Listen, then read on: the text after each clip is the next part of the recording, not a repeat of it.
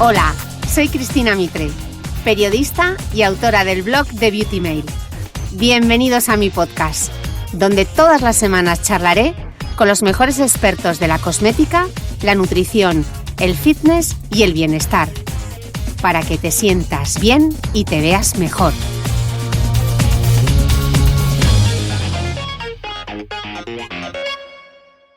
Como buena escuchante de este podcast, ya sabes que la cara no es negociable. Así que la protectora, que diría mi querida Patri psicóloga, es de uso casi obligado los 365 días del año. Pues de la misma forma, hay que proteger la piel de otras partes del cuerpo, como por ejemplo la de la zona íntima. Mantener una buena higiene con un producto específico como Melagin Gel de Ginea es parte de una buena rutina de cuidado. Melagin Gel de Ginea es un gel a base de aceite de árbol del té, con propiedades calmantes y protectoras, especialmente formulado para cuidar y mantener la piel sana de esta delicada zona. Desde hace más de 20 años, Melagin Gel de Ginea cuida de la salud íntima de la mujer. Pregunta por los productos de higiene íntima de Ginea en tu farmacia. Muchas gracias a Melagin Gel por apoyar las buenas historias. Bienvenidos todos a un nuevo episodio del podcast. Hoy tengo conmigo a Estefanía Fernández, más conocida en redes sociales como Steffi Activa. Es dietista nutricionista, autora del libro Entrena tu alimentación y creadora del podcast Esto es Nutrición, junto a la también nutricionista Victoria Lozada, quien nos acompañó en este podcast en la primera temporada. Steffi, bienvenida al podcast. Muchísimas gracias, Cristina. Estoy muy emocionada por este episodio. Estoy segura que va a estar bien nutritivo.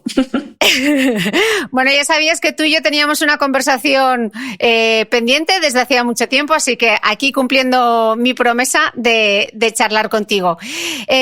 Steffi, titulaba este podcast Nutrición sin obsesiones. Entonces yo creo que la primera pregunta sería un poco que nos aclarases cuáles son esas señales que nos indican que tenemos una relación quizá poco sana con la comida.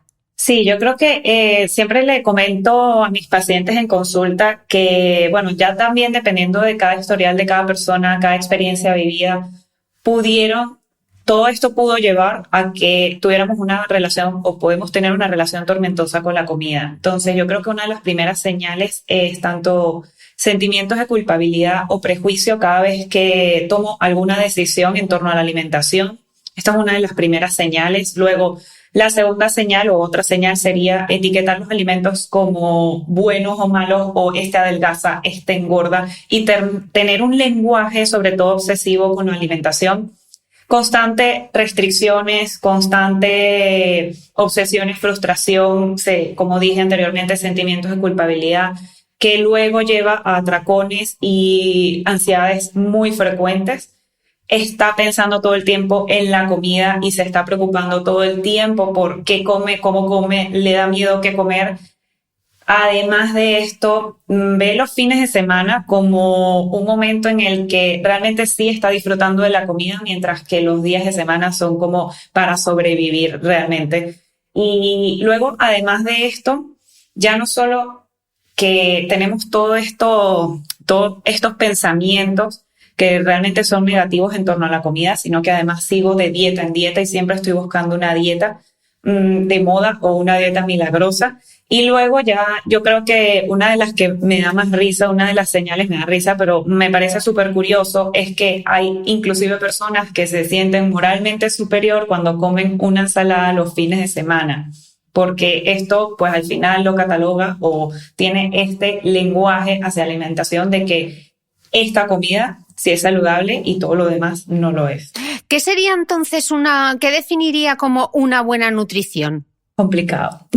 Una pregunta complicada porque al final todo esto tiene muchísimas variables. Una buena nutrición yo la llevo más a la hora de que, además de que no nos obsesionamos con la comida, es decir, tenemos una relación sana, hemos logrado encontrar paz con la comida. También es cierto que logramos meter suficientes nutrientes para tanto sentirnos más enérgicos, para enfermarnos menos, para inclusive ir mejor al baño. Muchísimas sensaciones positivas, hasta por ejemplo para las personas activas, pues mejorar el rendimiento o inclusive rendir mejor. Entonces Yo creo que la buena nutrición es muy amplia, pero bueno, en resumen, en resumidas cuentas, yo creo que sobre todo es las sensaciones positivas que te puede dar. Estefi, escribes en tu libro Entrena tu alimentación. Bueno, te preguntas, y yo también me lo pregunto, dices, ¿cómo es que el simple acto de comer y hacer ejercicio se ha convertido en algo tan complicado y que todo el mundo juzga? ¿Tú has encontrado ya la respuesta? Pues mira, yo te voy a ser honesta y esto es años y años de lectura tratando de encontrar la respuesta. Sí es cierto que durante estos 2 años ha sido mucho de investigación, he hecho miles de cursos, etcétera, que están muy englobados en lo que es la alimentación más libre. Y la respuesta es bastante complicada porque si partimos de la base, no me voy a enrollar mucho aquí porque esto es muy largo, pero si partimos de la base ya siempre nos han como impuesto un estereotipo de belleza. De hecho, hace siglos atrás, la gordura era símbolo de abundancia, era símbolo de poder, era algo aspiracional que todo el mundo quería lograr para tener más poder. Sin embargo, de hace unos años para acá es todo lo contrario. La delgadez se vende como algo realmente como poder, se vende como exitoso, como todos debemos alcanzar, pero entre comillas, todos debemos alcanzar, porque no todos podemos alcanzar este ideal de delgadez. Entonces, ya no solo esto está involucrado aquí, sino que también metemos lo que es la industria de las dietas, que vale más de $5 billones. Ya no estamos hablando solo de las dietas, sino las fajas, las cremas, los medicamentos, la farmacéutica, etcétera. Y luego entonces, por esta misma razón es que se ha vuelto la alimentación tan complicada. Veas donde veas, gires a donde gires, mires a donde mires, vas a ver que te están vendiendo la delgadez, que el alcance sea como sea, cueste lo que cueste, así te cueste la salud, bajo la excusa de salud, por supuesto. Entonces, yo creo que esta parte hace que las personas de manera desesperada quieran encontrar la salud y quieran encontrar la delgadez también, por supuesto, que es lo que nos están vendiendo, sea como sea. Y aquí, pues, vendan lo que me vendan en las redes sociales y en los medios de comunicación, yo lo voy a creer, porque yo quiero alcanzar eso. Yo quiero alcanzar el éxito. De hecho, estabas mencionando ahora Instagram e Internet en general. Yo creo que son pozos sin fondo de desinformación.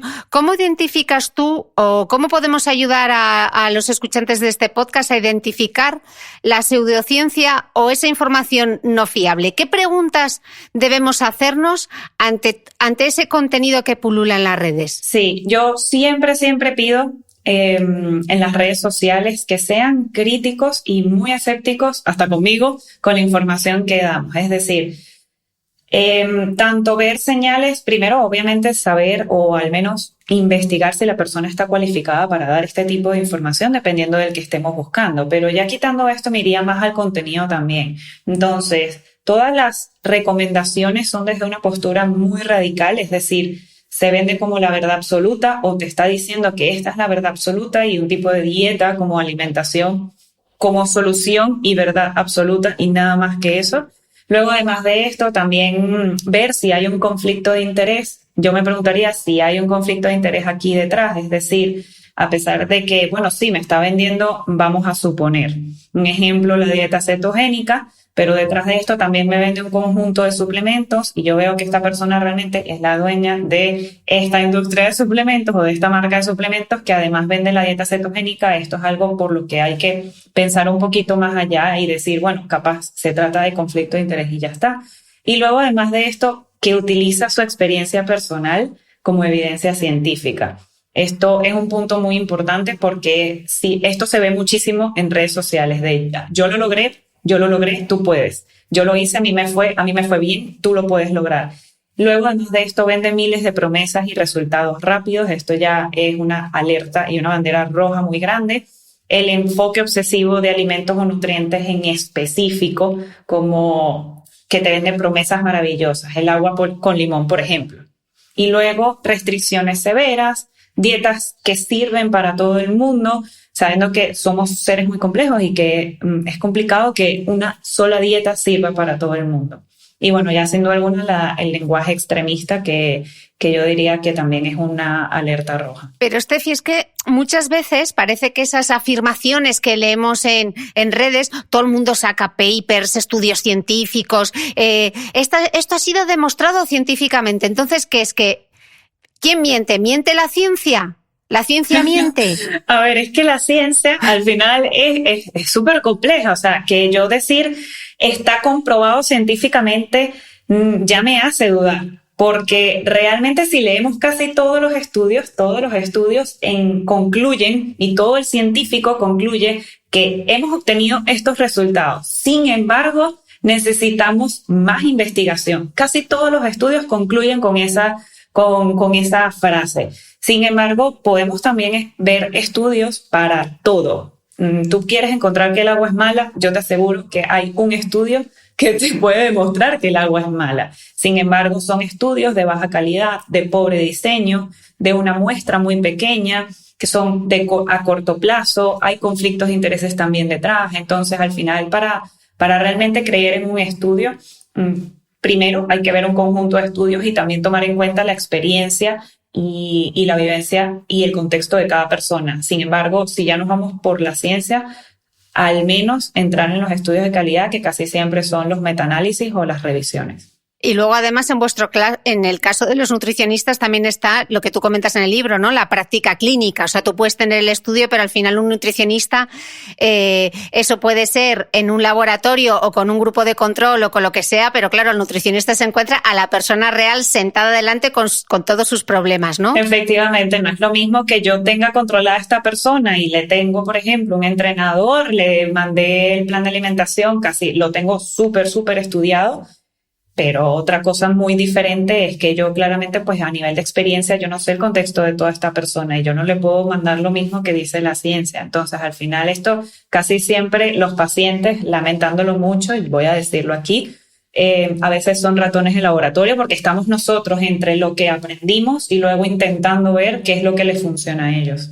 Porque como veremos luego, hay una escala de grises muy grande y no todo es blanco y negro. Por eso me la reservo para más adelante. Estabas adelantándome una cosa de mitos que yo te quería preguntar, el agua con limón, que ya se lo he contado a mi madre, pero lo vamos a desmentir todo. Entonces te voy a lanzar una serie de mitos y a ver a ver si me los desmontas, ¿vale? El primero. Los carbohidratos engordan. El más famoso, por supuesto. El más famoso, que lo escuché el otro día en una cena. Lucía, te lo dedico. A ver, Lucía, no.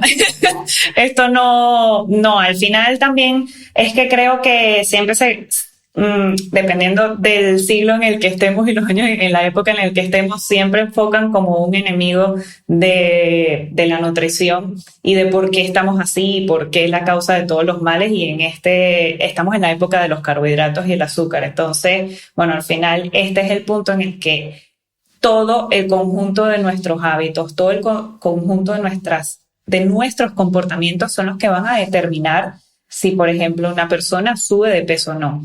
Enfocarnos simplemente en los carbohidratos, más aún cuando hay muchos carbohidratos que nos aportan muchísimos nutrientes, por ejemplo, son altos en fibra, tienen muchísimos nutrientes que no tiene otro alimento, pues al final yo no le encuentro sentido. Sin duda alguna, lo que va a importar es el conjunto de alimentos que incluyamos en nuestro día a día, no solo los carbohidratos. Porque hay algo de lo que habláis mucho los nutricionistas, que es dos palabras que yo os he oído mucho. Una que es el nutricionismo y otra que es la importancia del contexto, ¿no? Totalmente.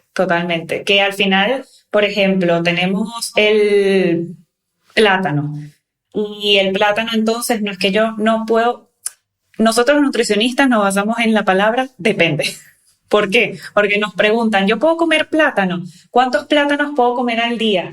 Y es que esto depende muchísimo. ¿Por qué? Porque una persona sana, pues yo le puedo decir, pues no pasa nada, tú puedes comer plátano, varios plátanos al día, no pasa nada. Pero si me lo pregunta una persona que tiene insuficiencia renal, que tenemos que, por ejemplo, ver su consumo de potasio y debemos disminuirlo, y claro, ya sabemos que el plátano tiene potasio, pues no se lo puedo recomendar. Entonces aquí siempre entra la palabra depende y que el contexto importa, sin duda alguna. Vale, si antes le dedicaba los carbohidratos a Lucía, ahora le voy a dedicar el azúcar a Arantxa, es que no se puede quedar conmigo a cenar porque luego grabo un podcast. ¿Los azúcares naturales son más sanos?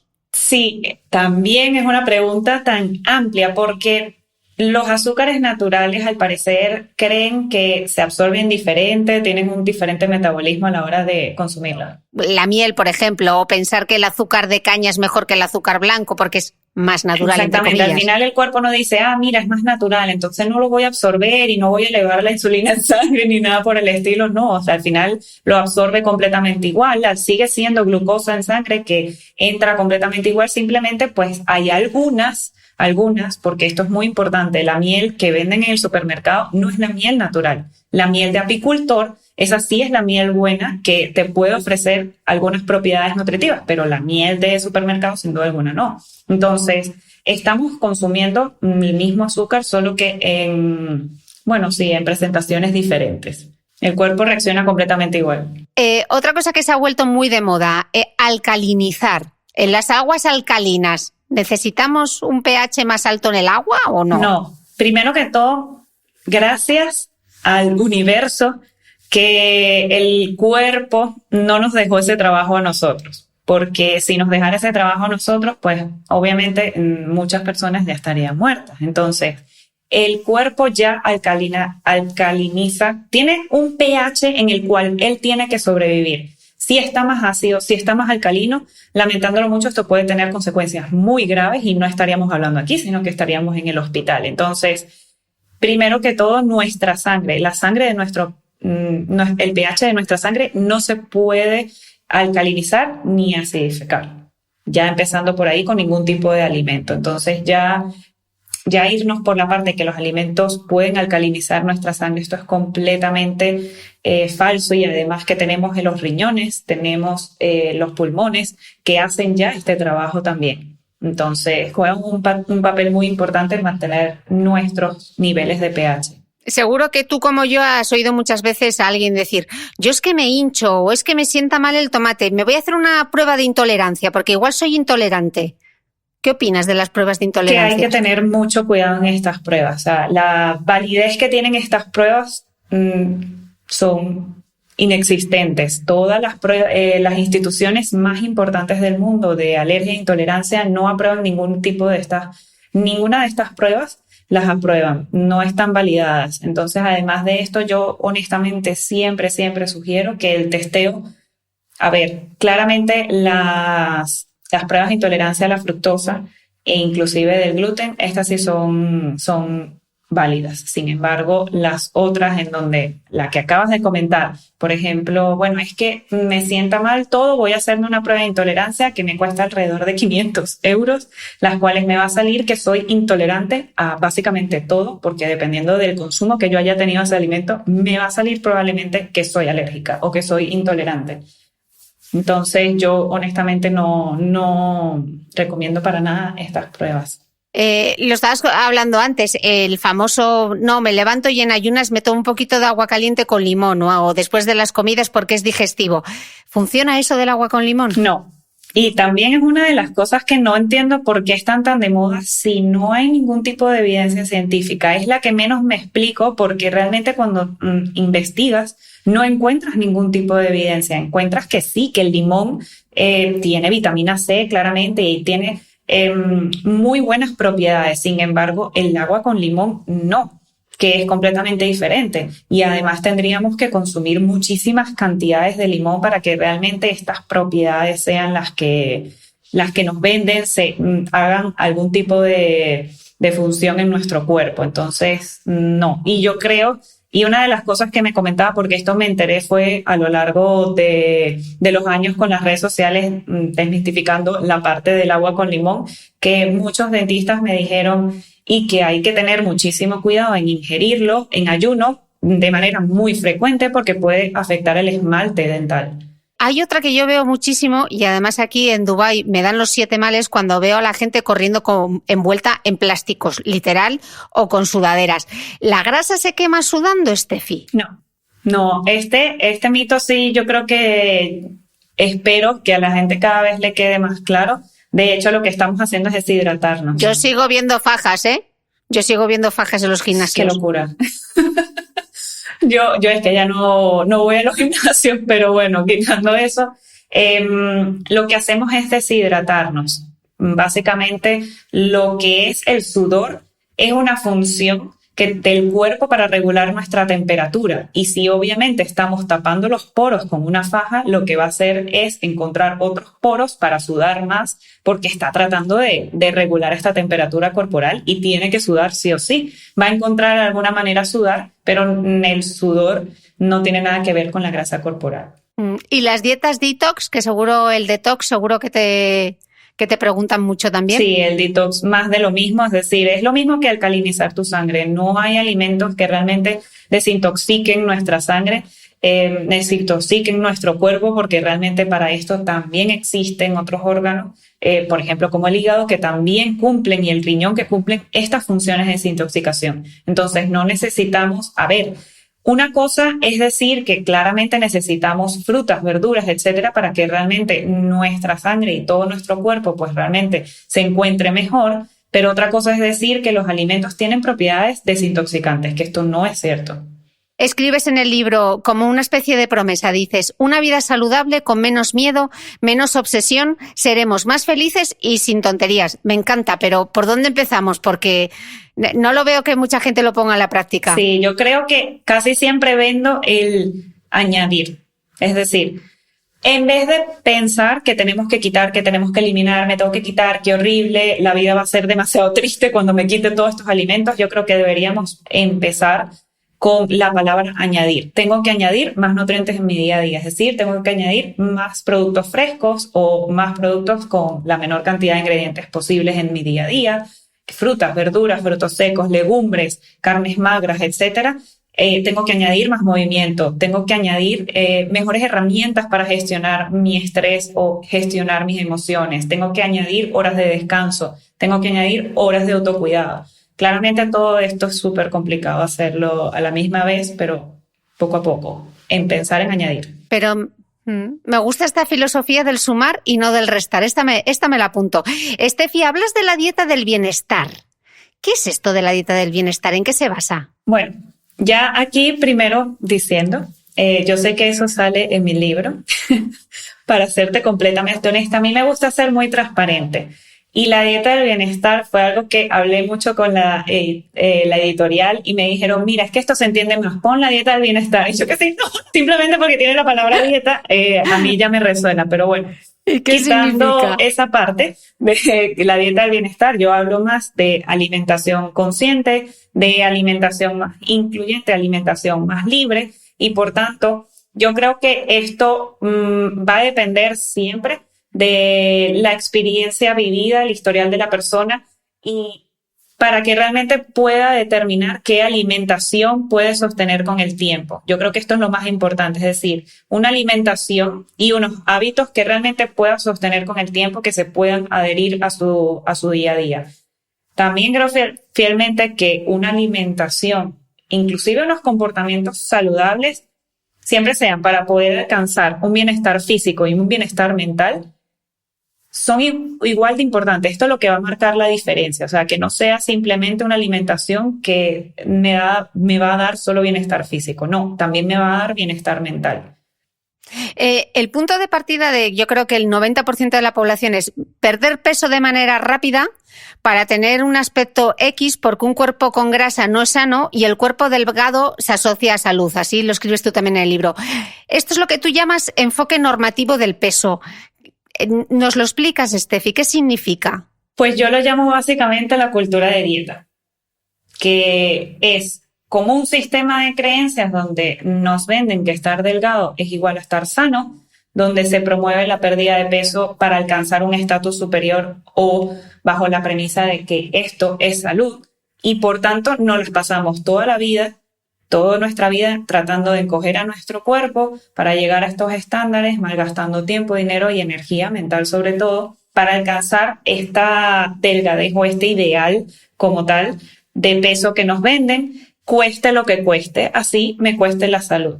Entonces yo creo que basar la salud en el peso corporal, lo malo de todo esto es que nos distrae de conductas realmente que sí promueven la salud, es decir, nos distrae de las conductas como por ejemplo lo que es una buena relación con la comida, nos distrae de sentirnos más felices en general en cuanto a mayor energía, mejor descanso, estoy sintiéndome mejor a la hora de rendir en el ejercicio, etcétera. Entonces, aquí yo creo que lo más importante es que enfocarnos solo en pérdida de peso no es sostenible con el tiempo, y esto ya está muy evidenciado, muy evidenciado. ¿Por qué?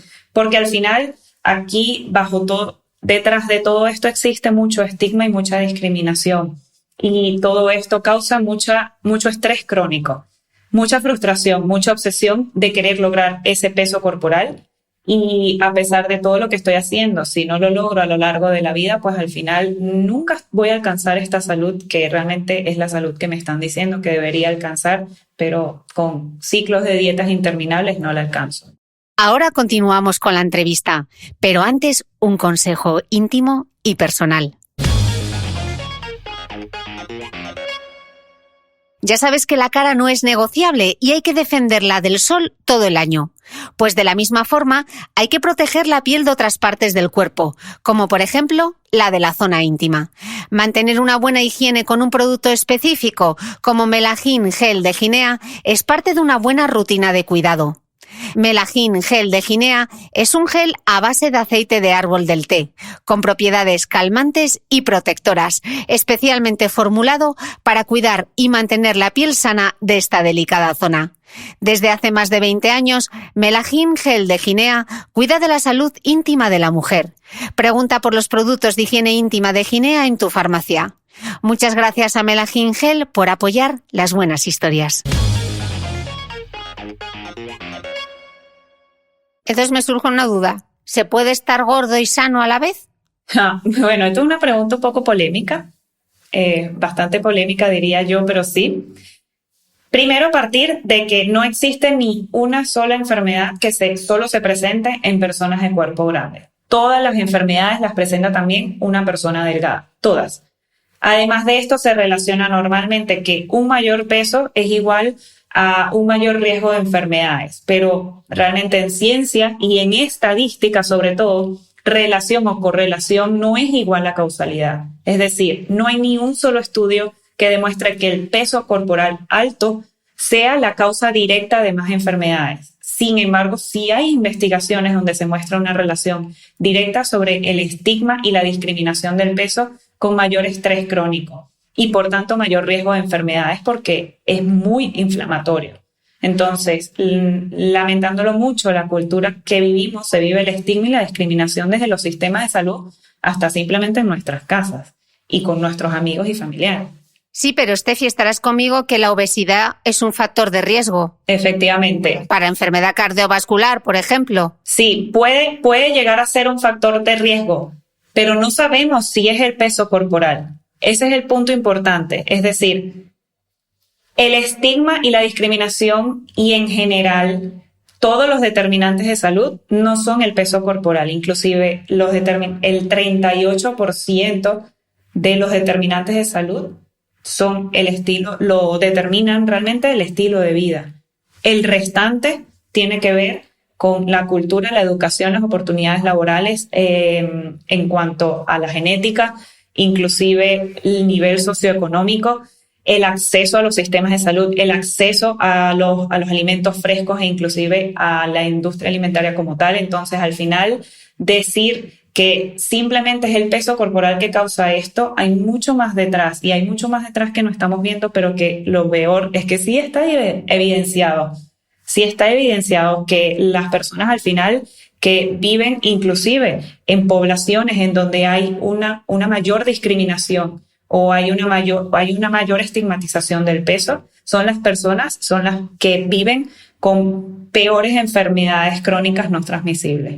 Estoy completamente de acuerdo en lo que dices, pero sí creo que no podemos poner en duda que la obesidad está asociada a enfermedades tipo las cardiovasculares, la diabetes, etcétera. Entonces yo creo que sí, hay mucho estigma asociado al peso. Es que no sé, me muevo ahí que me deja un poco confusa este planteamiento tuyo. No te preocupes, que este planteamiento a mí fueron 2 años de explotarme el cerebro tal cual como ahora te puede estar explotando. O sea, porque es mucha evidencia que nunca enseñaron. Es mucha evidencia que no conviene tampoco. Es decir, No conviene, ¿por qué? Porque para mí es mucho mejor meter en una gran categoría de, por ejemplo, la obesidad. Meto a muchísimas personas aquí y por tanto, pues yo como farmacéutica, que son las que más patrocinan los mejores estudios, todos los estudios que son los que vemos, pues obviamente podemos meter una cantidad de personas mucho mayor para poder vender todos nuestros productos. Obviamente esto es un tema súper, es muy complejo. Y es muy complejo sobre todo porque creo que a pesar de que sí, la obesidad está incrementando, a pesar de que estamos haciendo una divulgación enorme sobre la obesidad es una pandemia, la obesidad es una enfermedad, etcétera, y se está intentando, entre comillas, disminuirla, se está aumentando. ¿Y entonces por qué se está aumentando? Porque realmente estamos haciendo bien de la manera que se está divulgando. Es decir, porque no se está llegando. ¿Cómo? Que yo creo que al final no se llega, porque en Instagram estamos como en una especie de burbuja en redes sociales y eso no es lo que llega a la población final. Al que está haciendo la compra en el supermercado, todos estos mensajes que damos llegan a un 0,5% de la población, pero no al grueso, porque la publicidad de los ultraprocesados, etcétera, es tan brutal que es muy difícil y estamos rodeados por ese ambiente obesogénico, ¿no? Y es muy difícil eligiendo productos, la gente está muy confundida al final, ¿no?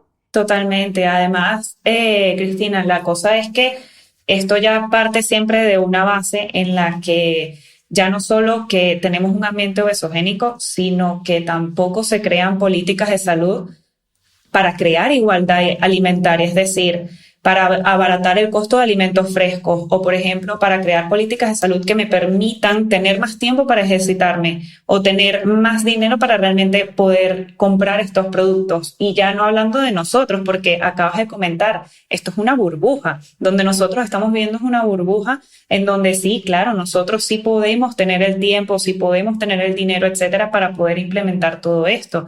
Y además tenemos una educación y nivel socioeconómico X que podemos costearlo, pero sí es cierto que en la población que más sufre de obesidad es la población pobre.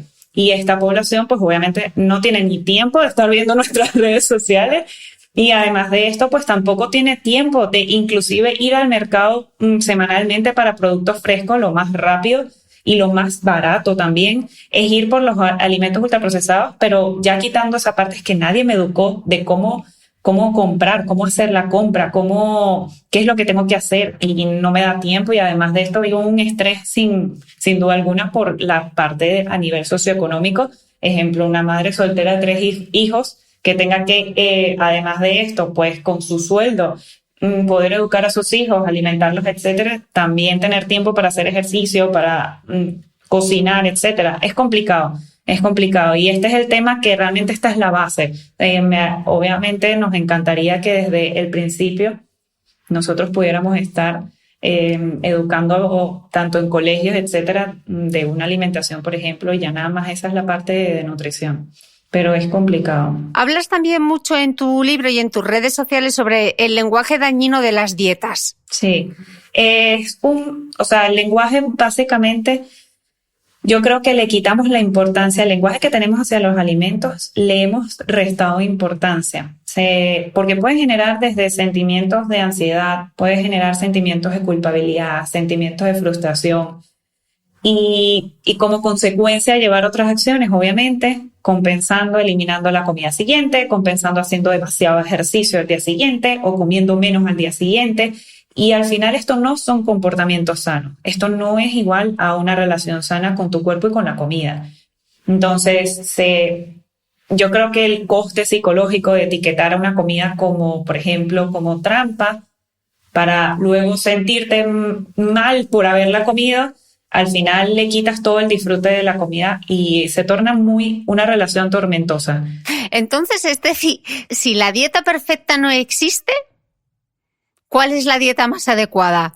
Yo creo que la alimentación más adecuada, como te comenté al principio, lejos de las obsesiones, una alimentación más intuitiva, donde realmente se puedan reconocer y honrar tanto nuestras señales de hambre y de saciedad, que podamos reconocer qué alimentos y combinaciones nos sacian más y nos vienen mejor, que realmente podamos incluir una variedad de nutrientes en nuestro día a día que realmente nos den esas sensaciones positivas, una alimentación que se adapte a nuestro estilo de vida y sobre todo que nos produzca satisfacción física y mental. Pero a mí la satisfacción igual me la producen unos donuts. Ya. Y no unas acelgas. Efectivamente, pero esa es la parte, por así decirlo, interesante de todo esto. La parte de satisfacción, lo ideal es conseguir ese equilibrio en donde podamos tener también una alimentación lo suficientemente variada y también, obviamente, divertida a la vista, porque sí es cierto que se confunde la alimentación saludable como aburrida, porque entonces me estoy sirviendo la lechuga con el pollo y el arroz y obviamente yo también veo eso aburrido. Pero si yo realmente me hago un plato en el que sea bastante divertido a la vista y me guste, entonces que tenga diferentes combinaciones, que además de esto yo sé que esos alimentos me sacian y me satisfacen, pues obviamente el donut no siempre me va a parecer satisfactorio, yo no digo que no, pero también otras comidas me parecen. Lo que pasa es que vivir en un lenguaje de esto es prohibido, esto es prohibido, esto es prohibido, automáticamente a nuestra mente, obviamente el donut le va a parecer mucho más divertido que una ensalada, por ejemplo, de muchos colores y muchas verduras. Entonces, Estefi, la siguiente pregunta. Si necesito perder peso, ¿qué tengo que hacer entonces? ¿No hago dieta? A ver, yo creo que primero la pregunta sería, ¿por qué queremos perder peso? Es decir, ¿realmente queremos perder peso por salud? ¿O realmente queremos perder peso porque siempre he pesado este número y entonces yo no puedo entender cómo ahora estoy pesando? Entonces, primero esa es la primera pregunta. Y la segunda ya sería, entiendo que nos preocupa la salud, pero si realmente nos preocupa, entonces hay otras cosas que podemos tener como objetivo, como por ejemplo añadir más frutas y verduras, todo lo que comenté anteriormente, más movimiento, más variedad en mi comida, más comida hecha en casa, etcétera. Porque ¿sabes qué pasa? Que a pesar de que nosotros podamos tener la alimentación que tengamos y esa mentalidad de dieta y el objetivo único sea la pérdida de peso, yo siempre voy a juzgar mis acciones si ese número no baja. Es decir, a pesar de que yo lo esté haciendo todo bien, yo esté metiendo más movimiento, esté haciendo ejercicio, estoy metiendo una alimentación saludable, estoy gestionando mi estrés, estoy descansando mejor, etcétera, etcétera. Y a pesar de que todo eso lo estoy haciendo bien y me siento bien y estoy viendo que puedo tener un progreso, pero yo llego a pesarme y ese número no baja, me voy a juzgar, me voy a frustrar, me voy a obsesionar y voy a hacer todo eso que yo hice como si no hubiera hecho nada. O sea, voy a sentir que eso que hice estuvo mal y me culpo y aquí vienen las restricciones, etcétera, etcétera. Mucha gente dice, en el fondo todos sabemos lo que hay que hacer para comer sano. Y yo me pregunto, ¿realmente lo sabemos? Hay personas que sí, hay personas que no. Pero a ver, al final creo que en ese punto ahí creo que lo que hablamos en cuanto a que es cierto que le podemos llegar a muchísimas personas, yo creo que hay muchísima confusión, sin duda alguna, hay demasiada desinformación en redes sociales, es a diario la desinformación. A mí me llegan mensajes porque me los mandan y me dicen, mira esta cuenta, mira esta información, mira esto, y claro, son día tras día diciendo, no puedes comer esto, elimínate esto, para hacer esto tienes que, y claro, al final normal que como persona esté mega confundida de qué tengo que hacer y qué no. Entonces yo creo que en el fondo, capaz, cuando no estábamos envueltos de toda esta desinformación, más o menos sí podíamos ser un poquito más intuitivos con la alimentación y saber que, bueno, claramente que las frutas, las verduras, etcétera, son mejores, los alimentos frescos son mejores y los productos tan ultraprocesados no lo son, pero lamentándolo mucho, hoy en día hay demasiada desinformación, ya simplemente diciendo que he visto ejemplos de la legumbre es mala, la legumbre es tóxica, la avena también. Entonces, claro, si yo estoy empezando a incorporar legumbre y me están diciendo que es tóxica, ¿qué hago? Estefi, yo sigo ahí dándole a lo de la obesidad y al sobrepeso y el peso y la salud. Entonces, si el peso y la salud no van de la mano, ¿qué parámetros son los que utilizamos para saber si alguien está sano? Sí, yo creo que, a ver, sí es cierto que yo no utilizo el peso como indicador de salud, ya eso sí, ya lo tengo muy estipulado. También es cierto que, a ver, se puede utilizar en ciertos casos, sin duda alguna, como un extra, ¿vale? Como una guía extra para saber, o bueno, para simplemente que esa persona tenga un progreso tangible como tal, sobre todo si se trata de una persona de un muy alto peso corporal.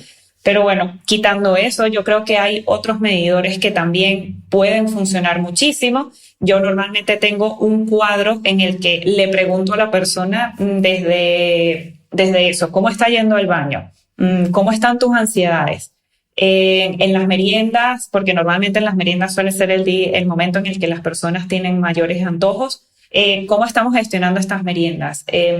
¿Estás comiendo solo por emociones o también estás satisfaciendo tus necesidades? Además de esto, ¿cómo sientes la ropa? ¿Estás más deshinchada? ¿Sientes que estás más holgada? Inclusive te puedes mover mejor, te sientes más ágil, estás durmiendo mejor, te estás enfermando menos. ¿Qué tal están tus parámetros bioquímicos? Por ejemplo, la analítica en sangre, ¿qué tal están? También te puedes hacer uno cada 6 meses si se quiere. Y entonces todos estos parámetros van a ser los importantes a la hora de determinar salud o no. Y obviamente, pues ya sin duda alguna, si vamos más allá, pues todo lo que es el rendimiento, que como yo me enfoco en la parte deportiva, pues tengo muchísimos deportistas y nos enfocamos mucho esa parte, obviamente, cómo estoy rindiendo, estoy aumentando cargas en el entrenamiento y por tanto cada vez estoy mejorando mis capacidades. O sea, al final son varios parámetros que se pueden ver aparte del peso corporal.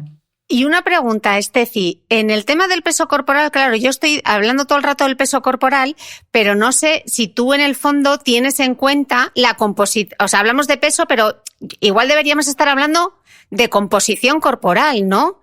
De cuánto de ese peso es grasa y cuánto de ese peso es músculo, ¿no? También, exactamente. A ver, yo ahora en este preciso momento no lo mido, porque estoy haciendo solo consultas online, pero en el momento en que yo hacía mis consultas presenciales y claramente también tenía muchísimos deportistas, lo que son las medidas antropométricas son también esenciales. ¿Por qué? Porque se puede ver inclusive que la persona ha cambiado de peso corporal, es decir, ni siquiera la ha bajado y todo lo contrario, la ha aumentado, pero cuando medíamos todas estas medidas antropométricas, tanto los pliegues corporales y los perímetros, veíamos que estas personas realmente sí estaban teniendo un progreso, a pesar de que el peso corporal no lo demostraba. Uh-huh.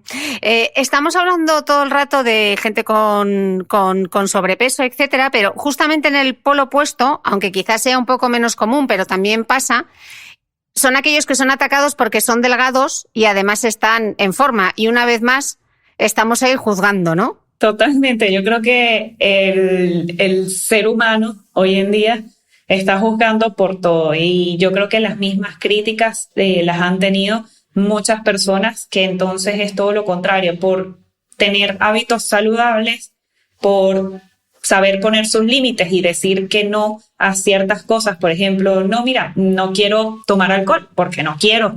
Ya eso es juzgado también. Y todo lo que es el estar en forma, etcétera, también es juzgado, pero es juzgado también porque se ve como si fuera un sacrificio, como para ciertas personas no lo es. Realmente es su estilo de vida, o sea, no tiene por qué ser un sacrificio a pesar de que para ti tú no lo estás haciendo. Estefi, otro tema del que hablas en el libro y me parece interesante que lo mencionemos es el de la ortorexia, porque como Teruel la ortorexia existe. Todo este movimiento del come limpio, come sano, la comida real, ¿qué peligros entraña? A ver, yo veo sobre todo que todo tipo de movimiento que promueva de manera radical y extremista, como si fuera una especie de religión o fanatismo, puede tener al final muchas consecuencias a nivel de bienestar mental, y la ortorexia al final es como esta obsesión por comer todo saludable, por comer todo limpio y también puede estar ligada a una muy baja calidad de vida, inclusive deficiencias nutricionales y sin contar obviamente la salud mental. Entonces, yo creo que aquí siempre tiene que haber un equilibrio, es decir, nunca avergonzar ni generar miedo a las personas por comer X o Y alimentos, porque al final esto es lo que puede conllevar a que las personas pues quieran comer o se obsesionen por comer de cierta manera, y en el momento en el que tomen otras decisiones que no estén dentro de este movimiento o dentro de esta postura, pues al final hacen que tengan sentimientos tanto de culpabilidad, obsesión, frustración y sobre todo miedo. Entonces, al final la ortorexia, a pesar de que todavía no está oficialmente diagnosticada, la ortorexia existe y yo creo que es igual de peligrosa que cualquier tipo de trastorno de la conducta alimentaria.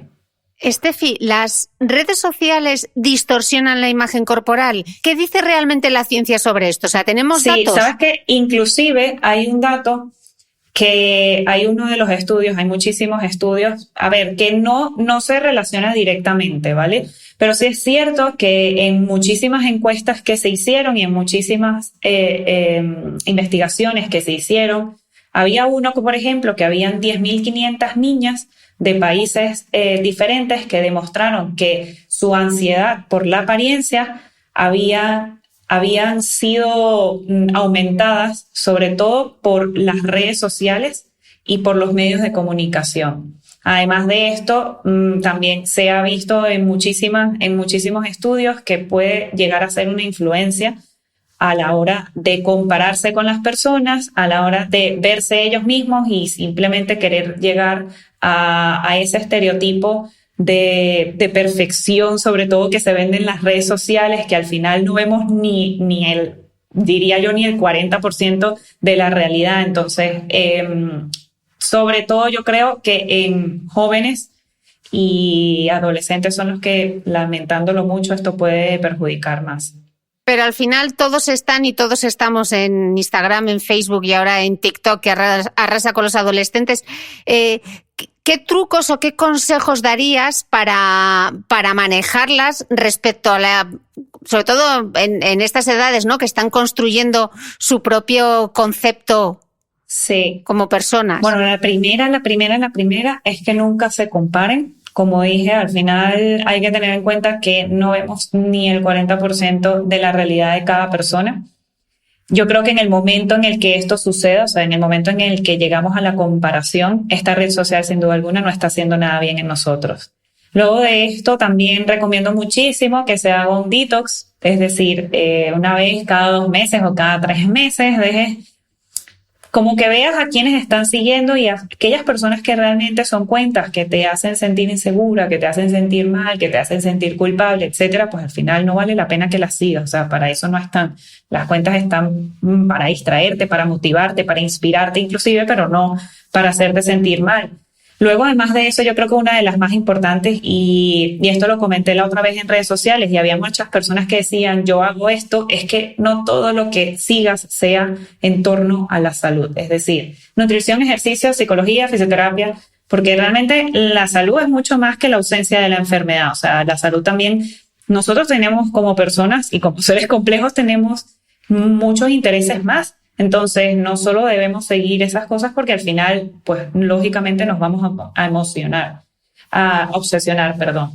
También la diversidad. Yo creo que esto es algo importante, que para nosotros poder abrir nuestra mente y sobre todo nuestra percepción sobre diferentes realidades, es importante seguir la diversidad corporal. Cuerpos diferentes, tamaños diferentes, edades diferentes, razas diferentes.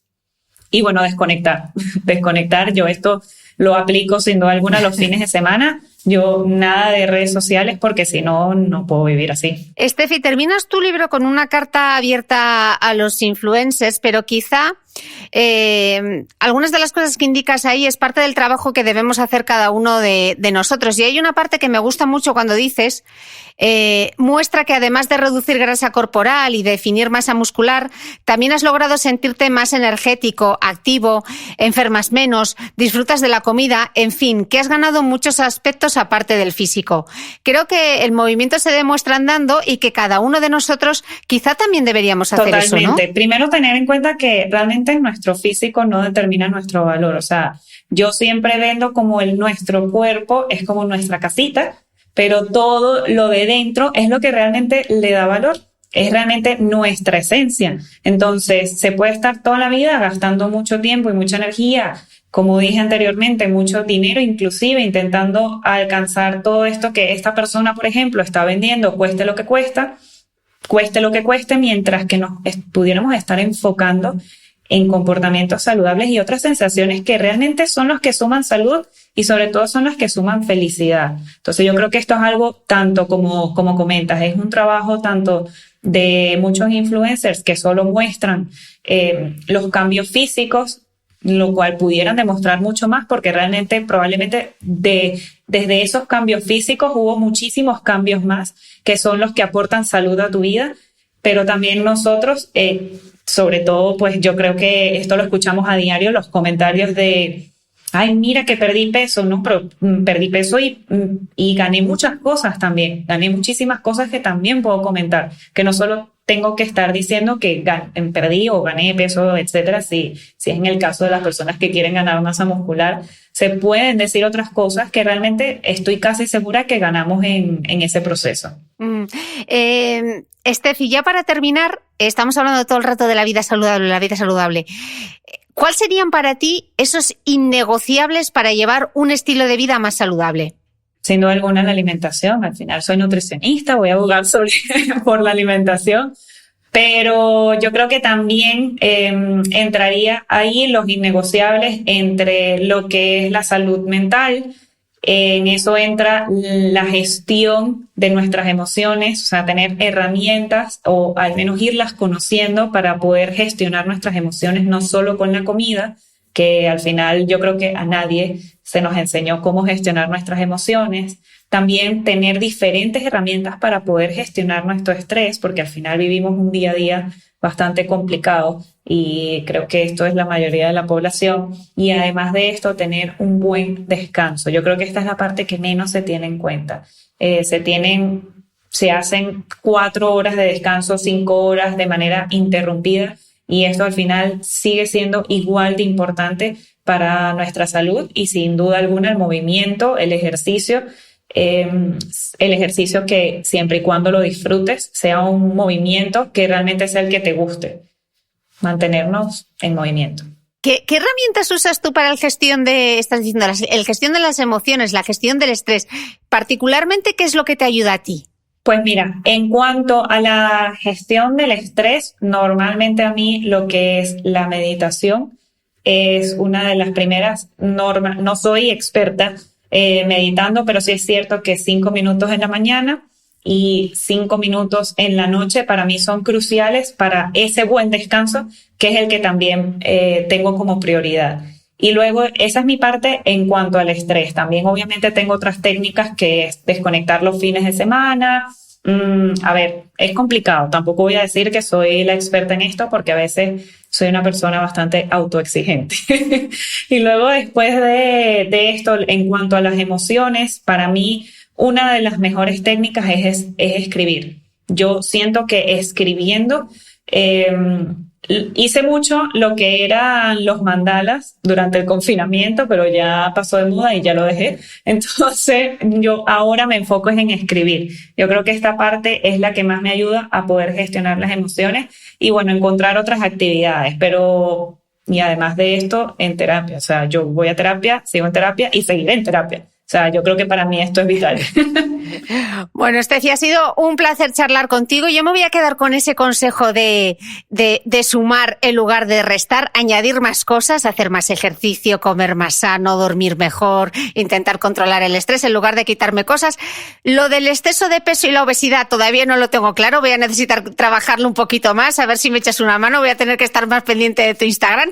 Pero bueno, para eso está este podcast, ¿no? Para enfrentarnos a pensamientos y ideas diferentes a las que tenemos y que nos pongamos a pensar, ¿no? Totalmente. Y no se preocupen que para mí, educándome en una escuela que, bueno, en nutrición, que claramente lo único que nos enseñan es lo de la obesidad, pues obviamente para mí también fue y sigue siendo una tortura mental. No contamos calorías, no contamos. Esa parte ya la hemos superado.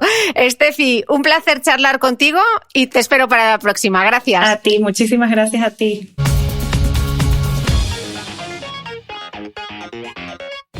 No olvides que todas las notas de este capítulo están en mi blog de beautymail.es. Además, si no quieres perderte ninguna entrevista, suscríbete al podcast de Cristina Mitre en tu reproductor de podcast habitual. Y un último favor, si me escuchas en Apple Podcast, regálame unas estrellas y déjame una reseña, porque así ayudas a que este podcast siga creciendo. Muchas gracias y nos escuchamos de nuevo el próximo domingo.